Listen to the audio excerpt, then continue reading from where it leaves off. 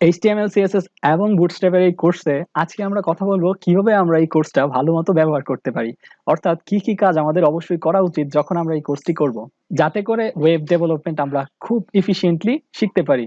প্রথম যেই কাজটা করতে হবে সেটা হচ্ছে আমাদের প্রথমেই বুঝতে চেষ্টা করতে হবে যে আমরা কি শিখতেছি।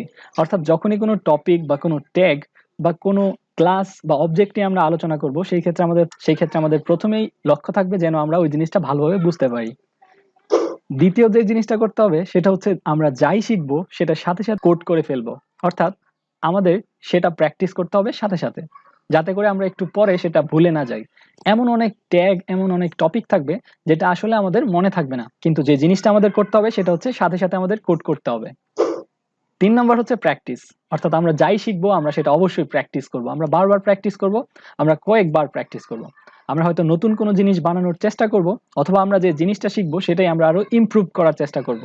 তো আমি মনে করি এই কোর্স করাকালীন আমাদের অবশ্যই এই ৩টা জিনিস করতে হবে, কারণ এখান থেকে একটাও মিস হলে আমরা আমাদের ইফিশিয়েন্ট ভাবে এই ডেভেলপিং শিখতে পারবো না। তো এই ভিডিওতে এতটুকুই। পরের ভিডিওতে আমরা দেখবো আমাদের যে সকল সফটওয়্যার দরকার হবে আমাদের ওয়েব ডেভেলপিং করতে, সেগুলো আসলে কি কি এবং সেগুলো আমরা ইনস্টল করব। Thank you.